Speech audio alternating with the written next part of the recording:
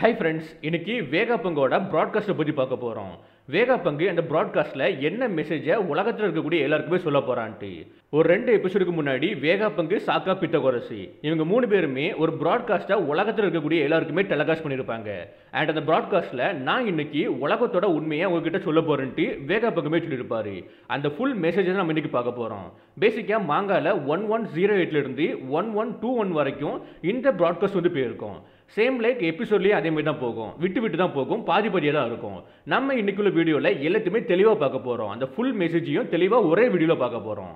வேகாபங்கு இந்த ப்ராட்காஸ்ட்டில் ஏகப்பட்ட விஷயங்கள் சொல்லியிருப்பாரு. அதில் நம்ம முக்கியமான பாயிண்ட்ஸை மட்டும் தான் இந்த வீடியோவில் சொல்ல போகிறோம். ஸோ இந்த வீடியோவுமே இன்ட்ரெஸ்டிங்காக இருக்க போகுது. ஸோ வீடியோவை ஸ்கிப் பண்ணாமல் ஃபுல்லாக பாருங்கள்.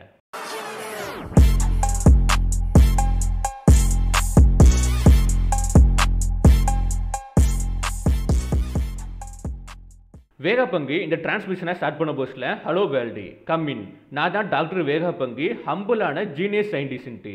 நான் இன்னைக்கு ஒரு விஷயம் சொல்ல போகிறேன். அந்த விஷயத்தை கேட்டதுக்கப்புறம் எல்லாருமே கண்டிப்பாக ஷாக் ஆவீங்க. பட் நான் உங்களுக்கு உறுதி அளிக்கிறேன், இன்னைக்கு நான் வேர்ல்டோட உண்மையை பற்றி சொல்ல போகிறேன்ட்டு.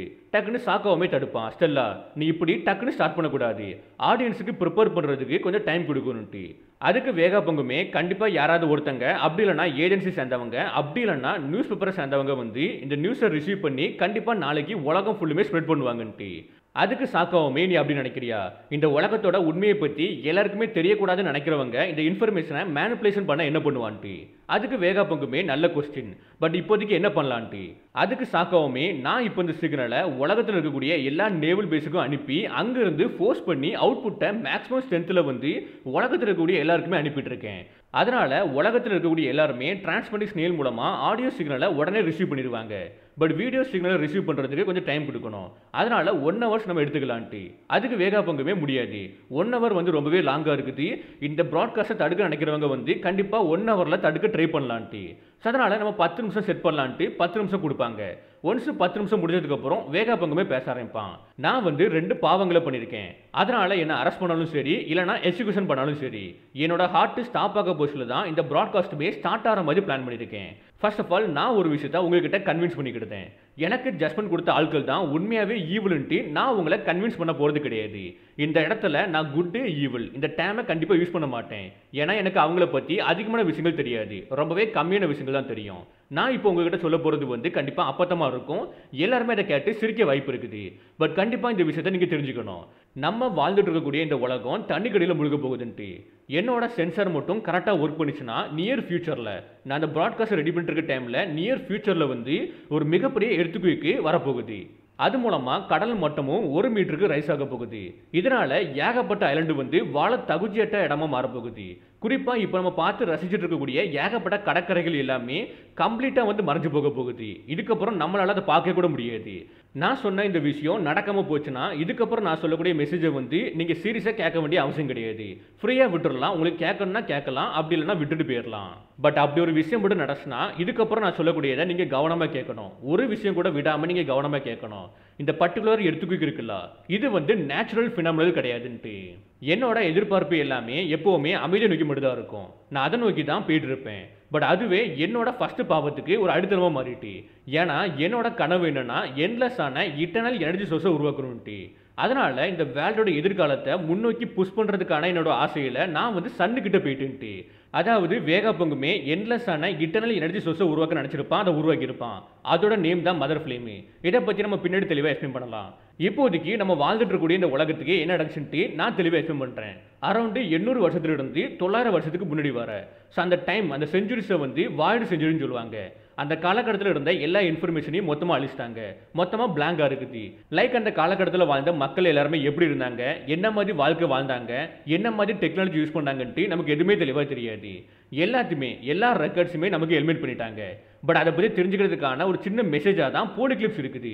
அந்த போனி கிளிப்ஸுமே உலகம் ஃபுல்லுமே பரவி கிடக்குது. இருந்தாலுமே வேர்ல்டு கவர்மெண்ட் அந்த போனி கிளிப்ஸை எடுத்து ரிசர்ச் பண்ணி வாய்டு செஞ்சுரியை பற்றி தெரிஞ்சுக்கிறத வந்து தடை பண்ணி வச்சிருக்காங்க. அப்படி பண்ணால் அது குற்றம். ஈவன் நான் வேர்ல்டு கவர்மெண்ட்டில் ஒரு மெம்பராக இருந்தாலுமே அந்த லாவை நான் பிரேக் பண்ணி அந்த விஷயத்தை தெரிஞ்சுக்கிட்டேன். அதுதான் என்னோட ரெண்டாவது பாவம்ட்டு. ஃபர்ஸ்ட் பாவம் மதர் ஃபிலிம் உருவாக்குனது, ரெண்டாவது பாவம் போனிகிளிப்ஸை ரீட் பண்ணி வாய்டு செஞ்சுரி பற்றி தெரிஞ்சுக்கிட்டது. அண்ட் எக்ஸலண்டான ஆர்கியாலஜிஸ்ட் எல்லாருமே ஒன்றா சேர்ந்து ஒரு குரூப்பாக கிடைச்ச போனிகிளிப்ஸாக இருக்கட்டும், கிடைச்ச முக்கியமான டெக்ஸ்டாக இருக்கட்டும், டெக்ஸ்ட் புக்காக இருக்கட்டும், அது எல்லாத்தையுமே ரிசர்ச் பண்ணோம். அது மூலமாக எங்களுக்கு ஒரு சில விஷயங்கள் தெரிய ஆரம்பிச்சு, இந்த வாய்டு செஞ்சுரியை பற்றி தெரிய ஆரம்பிச்சு. இப்படி இந்த வாய்டு செஞ்சுரியை ரிசர்ச் பண்ணதை பற்றி எங்களுக்கு எந்த ஒரு வருத்தமும் கிடையாது. எங்களுக்கு இருந்த நாலேஜை வச்சு, எங்களுக்கு இருந்த எபிலிட்டியை வச்சு வாய்டு செஞ்சுரியில் என்ன நடந்துச்சுன்ட்டு ஓரளவுக்கு புரிஞ்சிக்க முடிஞ்சு. அதை நான் இப்போ உங்ககிட்ட சொல்ல போகிறேன். பட் நான் இப்போ சொல்லக்கூடிய இந்த ஸ்டோரியில் என்னோட ஸ்பெகுலேஷனை ஆட் பண்ண விரும்பல. 100 வருஷத்தோட வாய்டு செஞ்சுரியை பற்றி எனக்கு கம்ப்ளீட்டாக தெளிவாக தெரியாது. என்னோட ஸ்பெகுலேஷனை ஆட் பண்ணி அதை வந்து ஒரு ஸ்டோரியை கொண்டு போக நான் விரும்பப்படலை. நான் என்ன விஷயத்தை கண்டுபிடிச்சனோ அந்த உண்மைகளை மட்டும் தான் நான் உங்களுக்கு சொல்ல போகிறேன். நான் உங்ககிட்ட சொல்ல போகிறேன்ட்டு. இந்த ஸ்டோரியோட மெயின் கேரக்டர் யாருன்னா, 900 வருஷத்துக்கு முன்னாடி ஒரு அட்வான்ஸான சிவிலைசேஷன் இருந்த கிங்டமில் பிறந்த ஒருத்தன். அவன் எல்பாஃபோட புராண கதையில் சொல்லக்கூடிய சன்கார் நிக்கோவை போல அவன் பாடியை ஸ்ட்ரெச் பண்ணிப்பான், பெருசாக மாற்றிப்பான், சின்னதாக மாற்றிப்பான். அவன் நேம் வந்து ஜாய்பாய். இவன் தான் இந்த உலகத்தோட, இந்த கடலோட ஃபர்ஸ்ட் பைரட்டுன்ட்டு. இப்போ தான் நமக்கு கன்ஃபார்ம் பண்ணுவாங்க, இப்போ தான் நமக்கு ரிவீல் பண்ணுவாங்க ஜாய்பாய் தான் ஃபர்ஸ்ட் பைரட்டுன்ட்டு. ஸோ அதுக்கப்புறம் தான் ஏகப்பட்ட பைரட்ஸ் வந்து அவனோட வழியில் வந்திருப்பாங்க. இப்போ வேகாபங்குமே ஜாய்பாய் எதுக்காண்டி பைரட்டுன்னு கூப்பிட்றாங்க, இந்த விஷயத்தை தெரிஞ்சுக்கிறதுக்காண்டி நான் போனிகிளிப்ஸை ரிசர்ச் பண்ண ஆரம்பித்தேன். எனக்கு ரொம்பவே கம்மியான போனிகிளிப்ஸ் தான் கிடச்சி. அதை ரிசர்ச் பண்ணது மூலமாக எனக்கு ஒரு முக்கியமான இன்ஃபர்மேஷன் கிடச்சி. அந்த இன்ஃபர்மேஷன் எனக்கு தெரிஞ்சதுக்கப்புறம் நான் வந்து ரொம்பவே ஷாக்கானேன். என்னோட மூச்சே வந்து எடுக்கிற மாதிரி இருந்துச்சு. ஏன்னா வாய்டு செஞ்சுரியில் ஒரு மிகப்பெரிய வார் நடந்துச்சு. அதில் ஜாய்பாயோட எனிமி யாருன்னா, இப்போ ப்ரெசென்ட் டேல இருக்கக்கூடிய வேர்ல்டு கவர்மெண்ட். என்னமே கொஞ்சம் தெளிவாக சொல்லணும்னா, 20 கிங்டம் வந்து வேர்ல்டு கவர்மெண்ட்டை பில்ட் பண்ண ஹெல்ப் பண்ணியிருப்பாங்களா, அவங்க தான். அவங்க எல்லாருமே அலையன்ஸாக ஒன்றா சேர்ந்து தான் ஜாய்பாய்க்கு எதிராக இருந்திருக்காங்க. அந்த காலகட்டத்தில் வாழ்ந்த 20 கிங்டமோட ராஜாக்கள் எல்லாருமே ஒன்றா சேர்ந்து தான் ஜாய்பாய்க்கு எனிமையாக இருந்திருக்காங்க. பேசிக்காக நீங்கள் சொல்லலாம் அவங்க எல்லாருக்குமே வேற சாய்ஸ் இல்லைன்ட்டு. ஏன்னா அந்த டைம் ஜாய்பாயோட ஃபேக்ஷன் வந்து ரொம்பவே ஸ்ட்ராங்காக இருந்திருக்குது. ஸோ இந்த வாருக்கான ஸ்பார்க் எங்கே ஸ்டார்ட் ஆச்சுன்னு எனக்கு தெளிவாக தெரியாது. அதனால இவங்க தான் நல்லவங்க, இவங்க தான் கெட்டவங்கன்ட்டு நான் சொல்ல போகிறது கிடையாது. சிம்பிளாக சொல்கிறேன், இவங்க 2 பேத்துக்கு கடலில் தான் வார் நடந்திருக்குது. ஜாய்பாயோட ஃபேக்ஷனுக்கும் வேர்ல்டு கவர்மெண்ட்டை பில்ட் பண்ண ஹெல்ப் பண்ண 20 கிங்டம் சேர்ந்த ஆட்களுக்கும். ஸோ நான் ஸ்டார்டிங்கில் சொன்ன மாதிரி 900 வருஷத்துக்கு முன்னாடி ஜாய்பாய் பிறந்த கண்ட்ரி இருக்குல்ல, கிங்டம் இருக்குல்ல, அது ரொம்பவே அட்வான்ஸாக போயிருக்குது. லைக் சிவிலைசேஷன்லையாக இருக்கட்டும், அப்புறம் டெக்னாலஜிலையாக இருக்கட்டும், சயின்ஸ்லையாக இருக்கட்டும், அது எல்லாத்துலேயுமே நம்ம நினச்சி பார்க்க முடியாத அளவுக்கு முன்னேறி போயிருக்காங்க. அந்த 100 வருஷம் டைமில் அவங்க யூஸ் பண்ண வெப்பன்ஸ் இருக்குல்ல, அதை இப்போ இருக்கக்கூடிய மாடர்ன் சயின்ஸில் கூட உருவாக்க முடியாது. ஈவன் ஹம்பிளான சயின்டிஸ்டான என்னால் கூட ரெப்ளிகேட் பண்ண முடியாது. அந்த அளவுக்கு ரொம்பவே அட்வான்ஸாக போயிருக்காங்க. அதுதான் ப்ராப்ளமாகவும் இருந்திருக்குது. இந்த வாய்டு செஞ்சுரியோட முடிவு எப்போ வந்திருக்குன்னா, ஜாய்பாயை டிஃபீட் பண்ணது மூலமாக வந்திருக்குது. பட் அந்த வார் மூலமாக ஒரு மிகப்பெரிய வார் நடந்திருக்குது. அந்த வாரோட இம்பாக்ட் இந்த உலகத்துக்கு தெரியறதுக்கு முன்னாடி, அப்படி இல்லைனா இந்த வேர்ல்டில் ஒரு பெர்மனண்டான ஸ்காரை அந்த வார் விட்டுட்டு போகிறதுக்கு முன்னாடியே இந்த உலகம் ஆல்ரெடி வாய்டு செஞ்சுரியில் ஒருக்கா தண்ணிக்கடியில் முழுகி இருக்குது. இப்போ நீங்கள் பார்த்தீங்கன்னா ஏகப்பட்ட ஐலண்ட்ஸ் இருக்குது ஒன் பீஸ் வேர்ல்டில். ஒவ்வொரு ஐலண்டுமே செப்பரேட்டாக இருக்குது. அங்கே உள்ள மக்கள் வந்து இன்னொரு இடத்துக்கு போகணும்னாலுமே, ட்ராவல் பண்ணி போகணும்னாலுமே ரொம்பவே கஷ்டமாக இருக்குது. அண்டு ஒவ்வொரு ஐலண்டுலையுமே தனிப்பட்ட கல்ச்சர்ஸ் இருக்குது. அந்த யூனிக்கான கல்ச்சர்ஸை இன்னொரு இடத்துல இருக்கக்கூடிய மக்களால் தெரிஞ்சிக்க முடியல, லேர்ன் பண்ணிக்கிட முடியல. லைக் வானோ கண்ட்ரில் ஒரு கல்ச்சர் இருக்குது, அலபாஸ்டர் கிங்டமில் ஒரு கல்ச்சர் இருக்குது. அலபாஸ்டர் கிங்டமில் இருக்கக்கூடிய கல்ச்சரை வானோ மக்களால் தெரிஞ்சிக்க முடியல. அதே மாதிரி வானோ கண்ட்ரில் இருக்கக்கூடிய கல்ச்சரை அலபாஸ்டர் கிங்டம் மக்களால் தெரிஞ்சிக்க முடியல. ரொம்பவே கஷ்டமாக இருக்குது. பட் இப்போ இருக்கிற மாதிரி 1000 வருஷத்துக்கு முன்னாடி உலகம் இருந்துச்சான்னு கேட்டிங்கன்னா கண்டிப்பாக கிடையாது. ஏன்னா அந்த காலகட்டத்தில் உலகம் வந்து ஒரு மிகப்பெரிய கான்டினென்ட்டாக இருந்திருக்குது. எல்லா இடமுமே கனெக்டாக இருந்திருக்குது. எல்லா இடமும் கனெக்டாக இருந்திருக்குது. மக்களால் ஈஸியாக ட்ராவல் பண்ண முடிஞ்சிருக்குது. எல்லாராலையும் ஈஸியாக கல்ச்சர்ஸை வந்து லேர்ன் பண்ண முடிஞ்சிருக்குது. பட் இப்போ அப்படி இல்லவே இல்லை. ஏன்னு சொல்லிட்டு கேட்டிங்கன்னா, இப்போ நம்ம வாழ்ந்துட்டு இருக்கோம்ல ஏகப்பட்ட இடங்கள், அது எல்லாமே அந்த காலகட்டத்தில் இருந்த கண்டங்களோட மிச்சம்னே சொல்லலாம். ஏன்னா நான் ஸ்டார்டிங்கில் சொல்லியிருப்பேன், வாய்டு செஞ்சுரியில் உலகம் ஒருக்கா ஆல்ரெடி தண்ணிக்கடியில் போயிருக்குன்ட்டு. எவ்வளோன்னு பார்த்தீங்கன்னா 10 மீட்டர் இல்லை, 50 மீட்டர் இல்லை, 100 மீட்டர் இல்லை, 200 மீட்டர் தண்ணிக்கடியில் போயிருக்குது உலகம். ஸோ அதோட மிச்சங்களில் தான் நம்ம இப்போ வாழ்ந்துட்டு இருக்கோம். ஸோ அந்த காலகட்டத்தில் அந்த நூற்றாண்டில் கடல் மட்டும் எந்த அளவுக்கு ரைஸ் ஆகிருக்குது. நீங்கள் வந்து நினைக்கலாம், சடனாக ஏதாவது பயங்கரமான இயற்கை பேரழிவு ஏற்பட்டிருக்கணும், அதனால தான் இந்த அளவுக்கு கடல் மட்டுமும் ரைஸாக இருக்குன்னு நினச்சிங்கன்னா கண்டிப்பாக கிடையாது. அது தப்பு. ஏன்னா அது வந்து மனிதனால் உருவாக்கப்பட்ட ஒரு பேரழிவு. பட் இந்த அளவுக்கு ஒரு நேச்சுரல் கிளைமேட் ஏற்படணும்னா அந்த காலகட்டத்தில் சில மாற்றங்கள் ஏற்பட்டிருக்கணும். லைக் கிளைமேட்டாலஜியில், அப்புறம் ஜியோலஜியில், அப்புறம் என்விரான்மெண்ட்டில், குறிப்பாக வந்து அட்மாஸ்பியரில். பட் இப்படிப்பட்ட ஒரு விஷயம் ஒரு செஞ்சுரியில் வந்து நடந்திருக்க வாய்ப்பே கிடையாது. நடக்கும், நேச்சுரலாக நடந்தால் வந்து நடக்கும், படிப்படியாக நடக்கும், பட் சடனாக நடக்காது. இந்த விஷயம் வந்து சடனாக நடந்திருக்குது. அப்போ இதுக்கான ரீசன் வந்து வேற ஒன்றா தான் இருக்கணும். நானுமே சி லெவல் இன்க்ரீஸ் ஆகிறத செக் பண்ணிட்டு இருந்தேன். நம்ம உலகத்தில் சி லெவல் இன்க்ரீஸ் ஆகிறத செக் பண்ணிட்டு இருந்தேன். அப்போ தான் எனக்குமே இதுக்கான ஆன்சர் கிடச்சி, எனக்குமே புரிஞ்சு இன்னுமே அந்த விஷயம் இருக்குன்ட்டு. அதாவது 800 வருஷத்துக்கு முன்னாடி குறிப்பாக வாய்டு செஞ்சரில் உலகத்தை கடலுக்கடியில் முழுகடிக்கிறதுக்கு யூஸ் பண்ணப்பட்ட ஏசியன் வெப்பன் வந்து இன்னுமே இருக்குன்ட்டு, இப்பவுமே இருக்குன்ட்டு. நம்ம பேசிட்டு இருக்கோம்ல இந்த டைமில் அதை யூஸ் பண்ணுறதுக்கும் ரெடியாக இருக்காங்கன்ட்டு. அந்த ஏசியன் வெப்பனை யூஸ் பண்ணுறதுக்கு ரெடியாக இருக்காங்க இப்போ டைம் கூட, நம்ம பேசிட்டு இருக்க இந்த டைமில் கூட. இது மூலமாக நமக்கு என்ன தெரியுதுன்னா, வாய்டு செஞ்சரில் ஏற்பட்ட அந்த பறந்த போர் இருக்குல்ல, அது இன்னுமே முடிவுக்கு வரலன்ட்டு. பட் இந்த இடத்துல நான் உங்கள் எல்லாருக்கிட்டையும் சின்சியரான அப்பாலஜி கேட்குறேன். அதுக்கான ரீசனையும் கண்டிப்பாக நீங்கள் தெரிஞ்சுக்கணும். நான் இந்த உலகத்தில் இருக்கக்கூடிய இண்டஸ்ட்ரியை அடுத்த கட்டத்துக்கு கொண்டு போகிறதுக்காண்டியும் மக்களோட வாழ்க்கையை முன்னேற்றி கொண்டு போகிறதுக்காண்டி ஒரு இன்ஃபினிட்டி எனர்ஜி சோர்ஸை உருவாக்கினேன். லைக் முடிவே இல்லாத ஆற்றல் இன்ஃபினிட்டியாக இருந்துக்கிட்டே இருக்கும். எவ்வளோ தான் யூஸ் பண்ணாலுமே அந்த எனர்ஜி சோர்ஸ் வந்து கம்ப்ளீட்டே ஆகாது, அதாவது முடியவே செய்யாது. எவ்வளோ நாளுமே நீங்கள் யூஸ் பண்ணிக்கலாம். அந்த மாதிரி ஒரு விஷயத்தை உருவாக்கினேன். அது ஸ்டில் இன்னும் கம்ப்ளீட் ஆகலை. பட் இருந்தாலும் அது ப்ராக்டிக்கல் ஸ்டேஜில் இருக்குது. அதுதான் மதர் ஃப்ளேமு. அதோட நெருப்பு வந்து அணையவே செய்யாது, கம்ப்ளீட்டாக எரிஞ்சுக்கிட்டே இருக்கும், தொடர்ந்து எரிஞ்சுக்கிட்டே இருக்கும். இந்த மதர் ஃப்ளேம் மூலமாக இந்த உலகத்தில் வாழக்கூடிய மக்களோட வாழ்க்கை முறை இருக்குது பார்த்தீங்களா, அது வந்து வளப்படும் நினச்சேன். பட் ஸ்டில் அன்ஃபார்ச்சுனேட்லி அதில் ஒரு மிஸ்டேக் நடந்துட்டு. ஏன்னா அந்த மதர் ஃப்ளேமோட ஒரு சின்ன ஃப்ராக்மெண்ட் வந்து திருடப்பட்டுச்சுன்ட்டு, திருட்டு போயிட்டாங்கன்ட்டு. இதுக்கான முழு காரணமும் நான் தான். ஏன்னா அந்த மதர் ஃப்ளேம் திருடப்பட்டு 2 வாரத்துக்கு அப்புறம் லுலுசே கிங்டமோட வானத்தில் வந்து ஒரு மிகப்பெரிய பவர்ஃபுல்லான லைட் வந்திருக்குது. அதுக்கப்புறம் அந்த கிங்டம் இருந்த தடையமே தெரியாமல் மொத்தமாக அழிஞ்சு போயிருக்குது. நானுமே ரிசர்ச் பண்ணேன். எடுத்துக்கு கூட முதல் அறிகுறியுமே அங்கிருந்தா ஸ்டார்ட் ஆகிருக்குது.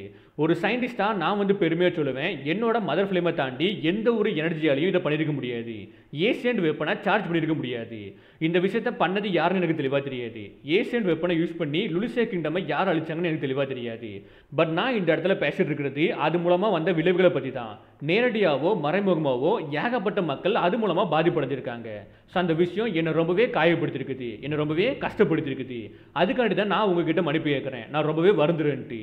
ஏன்னா கடந்த காலத்தில் மேன்மேடு டிசிஷன் மூலமாக தான் உலகமே தண்ணிக்கடியில் போயிருக்கும். அப்போ அதே மாதிரி விஷயத்தை திரும்பி பண்ண முடியும்ட்டு நான் கவனிக்காமல் போயிட்டேன், திங்க் பண்ணி பார்க்காம போயிட்டேன்ட்டு. அதுலேயும் குறிப்பாக வாய்டு செஞ்சரில் மொத்தமாக 3 பவர்ஃபுல்லான ஏசியன்ட் வெப்பன் இருக்குது. ஒவ்வொன்றுமே ரொம்பவே பவர்ஃபுல்லு. அந்த 3 ஏசியன்ட் வெப்பனையும் ஜாய்பாய் வந்து எதிர்காலத்தில் யூஸ் பண்ணுறதுக்காண்டி பாதுகாப்பாக வைக்க ட்ரை பண்ணியிருக்காரு. பட் எதுக்காண்டி இந்த அளவுக்கு டேஞ்சரஸான வெப்பனை எதிர்காலத்தில் யூஸ் பண்ணுறதுக்காண்டி கொண்டு போக நினச்சாரு. இந்த இடத்துல யார் வந்து உண்மையான ஈவில், யார் வந்து நல்லதுக்காண்டி ஃபைட் பண்ணுறாங்கன்ட்டு நமக்கு தெளிவாக தெரியல. இந்த விஷயம் எல்லாமே நமக்கு தெளிவாக தெரியவே இல்லை. பட் கண்டிப்பாக அந்த எல்லா உண்மையும் ஒரு நாள் வெளியே வரும். அது எப்போ வெளியே வரும்ன்ட்டு நான் அடித்து சொல்கிறேன்னா, இந்த உலகம் திரும்பியும் கடலுக்கடியில் முழுக போச்சுல தான் அந்த உண்மையும் வெளியே வரும். இன்னுமே வாய்டு செஞ்சுரியை பற்றி ஏகப்பட்ட மர்மங்கள் இருக்குது. அது எல்லாமே இன்னுமே எனக்கு தெளிவாக தெரியாது. பட் ஸ்டில் அது எல்லாமே தெரிஞ்சுக்கிட்ட ஆட்கள் வந்து இன்னுமே நம்ம கூட வாழ்ந்துட்டு தான் இருக்காங்க. அது யாருன்னா கிங் ஆஃப் த பைரட் குரூவை சேர்ந்த ஆட்கள். அவங்க எல்லாருமே ஹிஸ்ட்ரியை வந்து தெரிஞ்சுக்கிட்டாங்க. பட் தெரிஞ்சுக்கிட்டுமே அதை பற்றி யாருக்கிட்டையும் சொல்லாமல் எதுக்கு வந்து கலைஞ்சு போனாங்க, எதுக்கு இன்னுமே ஒன்றுமே பண்ணாமல் ஜஸ்ட் சைலண்டாக இருக்காங்க. இது எல்லாமே எனக்கு இன்னுமே க்யூரியஸாக இருக்குது. இன்னுமே ஏகப்பட்ட விஷயங்கள் தெரிஞ்சுக்க ஆவலாக இருக்குது. தெரிஞ்சுக்கணுன்ட்டு ஒரு ஆவலை தூண்டி விடுதுன்ட்டு. அண்ட் இந்த இன்ஃபர்மேஷன் எல்லாமே எனக்கு பீஸாக தான் தெரியும். அதாவது ஒரு இடத்துல இருந்து பாதி, இன்னொரு இடத்துல இருந்து பாதி, அப்புறம் இன்னொரு இடத்துல இருந்து பாதின்ட்டு பாதியாக தான் தெரியும். அது எல்லாத்தையுமே கோர்த்து நான் ஒன்றா சொன்னேன்னா அது வந்து என்னோட ஸ்பெகுலேஷனாக மாறிடும். அந்த தப்பை நான் கண்டிப்பாக பண்ணவே மாட்டேன். உண்மையை மட்டும் தான் சொல்லுவேன். உண்மையை உங்ககிட்ட சொல்கிறேன், என்னோட ஸ்பெகுலேஷனை ஆட் பண்ணாமல் சொல்கிறேன்ட்டு. ஃபைனலி இந்த ப்ராட்காஸ்ட்டை முடிக்கிறதுக்கு முன்னாடி உங்கள் எல்லாருக்கிட்டையும் ஃபைனலாக ஒரு மெசேஜ் சொல்லணும். அது என்னன்னா, டி நேமை கொண்ட ஆட்கள் எல்லாருமே இந்த உலகம் ஃபுல்லுமே சதறி கிடக்குறாங்க. அவங்களுக்குள்ள ஒரு மர்மம் இருக்குன்ட்டு பேச ட்ரை பண்ணுவான், பேசிட்டு இருப்பான். பட் அந்த சிக்னல் வந்து நமக்கு கட் ஆகுது. வேகப்பங் பேசிட்டு தான் இருப்பான், பட் அந்த சிக்னல் வந்து நமக்கு கட் ஆகுது. ஏன்னா வார்குரி இந்த இடத்துல வந்து எமித்தை அட்டாக் பண்ணியிருப்பான். உங்களுக்கே தெளிவாக தெரியும், இந்த ப்ராட்காஸ்ட் நடந்துட்டு இருக்க டைமில் வந்து பின்னாடி ஃபைட் நடந்துட்டு இருக்கும். 5 எல்டர்ஸுக்கும் நம்ம லூஃபிக்கும் டோரிம்புருக்கு ஹெல்ப் பண்ணிட்டு இருப்பாங்க. அண்ட் குறிப்பாக 5 எல்டர்ஸ் எல்லாருமே இந்த ப்ராட்காஸ்ட்டை கட் பண்ணுறதுக்காண்டி வெறி கொண்டு சுற்றிட்டு இருப்பாங்க. எக்கரில் இருக்கக்கூடிய எல்லா இடத்துலையுமே சுற்றிட்டு இருப்பாங்க. ஸோ அப்படி தான் எமித்துக்குள்ள தான் வேகப்பங் வந்து இந்த ப்ராட்காஸ்ட் எல்லாத்தையுமே செட் பண்ணி வச்சிருப்பான்ட்டு கண்டுபிடிச்சிருப்பாங்க.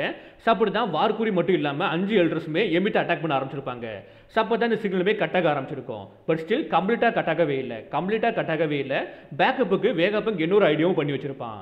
பட் ஸ்டில் இந்த டி மெம்பர்ஸ் யாருன்ட்டு நமக்கு தெளிவாக தெரியாமல் போயிடும். சிக்னலுமே கட்டாயி வந்துட்டு இருக்கும். ஸோ அதில் வேகப்பங் பேசுறதுல நமக்கு என்ன கேட்கும்னா, ஆக்சுவலி அவங்க எல்லாருமே பல வருஷமாக அந்த வில்லை வந்து இன்ஹெரிட் பண்ணிட்டு இருக்காங்கன்ட்டு டக்குன்னு சிக்னல் கட் ஆகும், சவுண்டு கேட்காது. ஃபைனலி நான் வந்து ப்ரே பண்ணிக்கிட்டேன் அவங்க எல்லாருமே இதை கேட்பாங்கன்ட்டு.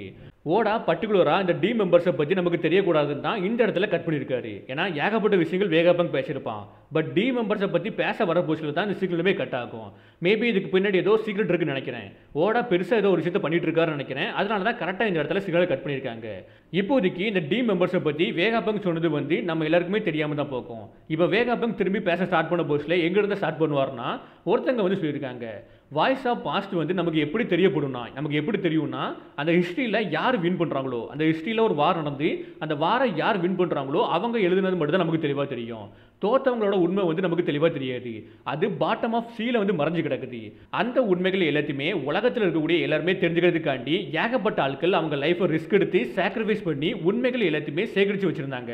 அந்த உண்மைகளை நான் இப்போதைக்கு உலகத்துக்கிட்ட சொல்லிட்டேன்ட்டு. இந்த மெசேஜ் உலகத்தில் இருக்கக்கூடிய எல்லாருக்குமே ப்ராப்பராக போய் சேர்ந்துருக்கும்னு நினைக்கிறேன். நான் அதுக்கு ப்ரேயும் பண்ணுறேன். 900 வருஷத்துக்கு முன்னாடி நடந்த வாரில் ஒரே ஒரு சைடை மட்டும் நம்ம கேட்குறது, ஒரு side of point of view கேட்குறது வந்து ஒரு முட்டாள்தனம். நம்ம இந்த விஷயத்தில் இன்னுமே நல்ல அணுகுமுறை பண்ணணும்னா வரலாறை ஃபுல்லாக தெரிஞ்சுக்கணும். எனக்கு மட்டும் அதிகமான டைம் இருந்துச்சுன்னா இன்னுமே நிறைய விஷயங்களை கண்டுபிடிச்சிருக்கலாம். பட் ஸ்டில் என்கிட்ட அந்தளவுக்கு டைம் இல்லை. அதுலேயும் குறிப்பாக என்னோட எபிலிட்டியை தடுக்கிறதுக்காண்டி வெளியே மிகப்பெரிய ஃபோர்ஸ் இருக்குது. ஸோ அதனால் அவங்கள தாண்டி என்னால் ஒரு விஷயம் பண்ண முடியல. அவங்கள தாண்டி இவ்வளோ விஷயங்கள் தான் என்னால் கேதர் பண்ண முடிஞ்சு. பட் கோல்டி ரோஜர் 25 வருஷத்துக்கு முன்னாடி உலகத்தை கம்ப்ளீட்டாக சுற்றி வந்துட்டாரு. நான் அடிச்சு சொல்கிறேன், அவராக இருக்கட்டும் அவரோட கூர்மேட்ஸாக இருக்கட்டும் அவங்க எல்லாருமே கம்ப்ளீட்டாக கடந்த காலத்தோட பியூரஸ்டான வாய்ஸை கேட்டிருப்பாங்கன்ட்டு.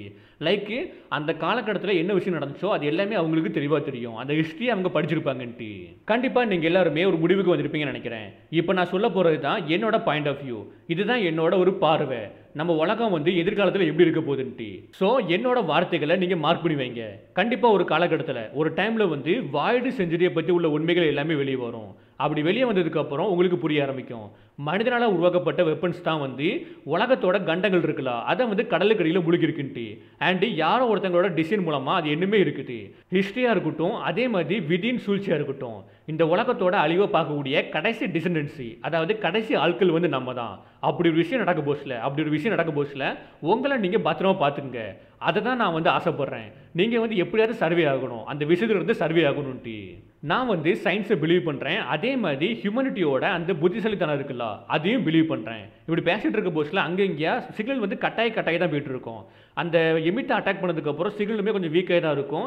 எல்லாருக்குமே சிக்னல் வந்து கட்டாய தான் கேட்டுட்டு இருக்கும். வாய்ஸ் வந்து கம்மியாக கேட்கும். சில ஆட்களுக்கு வந்து வாய்ஸே கேட்காம இருக்கும். இப்படி தான் நடந்துட்டு இருக்கும். சதுப்படி நான் வந்து மேன்கைண்டோட புத்திசாலித்தனத்தை நம்புகிறேன். எல்லாருமே கண்டிப்பாக சர்வே ஆகணும். 25 வருஷத்துக்கு முன்னாடி ரோஜர் வந்து இறந்து போனான். 2 வருஷத்துக்கு முன்னாடி ஒயிட் பீட் வந்து இறந்து போனார். இவங்க எல்லாருமே ஆல்மோஸ்ட் உண்மைக்கு கிட்ட போனவங்க. பட் இவங்களோட வீழ்ச்சி மூலமாக புது எரா ஸ்டார்ட் ஆச்சு. இப்போ மக்களை வந்து அடிப்படையை வைக்க ட்ரை பண்ணுறதா இருக்கட்டும், அதே மாதிரி அடிமைப்படுத்துறதா இருக்கட்டும், இது மூலமாக வந்து உண்மைக்கு கிட்ட மக்கள் போயிட்டே இருக்காங்க. அண்ட் ரோஜருமே ஒன் பீஸுக்கு போயிருப்பாரு. பட் அந்த ஒன் பீஸை கிளைம் பண்ண ஆசைப்படுறது வந்து ரோஜராக இல்லாமல் இருக்கலாம். அதாவது ஜாய் பை ஆசைப்படுறது வந்து ரோஜர் இல்லாமல் இருக்கலாம். ஸோ அதனால தான் ரோஜருமே அங்கேருந்து கிளம்பி வந்திருக்கணும். இந்த வேர்ல்டோட ஃபியூச்சர் ஃபேட்டு வந்து யார் கையில் இருக்குன்னா, யார் ஒன் பீஸை கிளைம் பண்ணுவாங்களோ அவங்க கையில் தான் இருக்குது. கரெக்டாக இந்த இடத்துல 5 எல்டர்ஸுமே அந்த ப்ராட்காஸ்ட்டை ஸ்டாப் பண்ணிடுவாங்க. இதுக்கப்புறம் வேகாபங்க் பேசுறதுக்கு அந்தளவுக்கு பெரிய விஷயங்கள் இருக்காதுன்னு நினைக்கிறேன். பட் ஸ்டில் கரெக்டாக இந்த இடத்துல ப்ராட்காஸ்ட்டை ஸ்டாப் பண்ணியிருப்பாங்க 5 எல்டர்ஸுமே.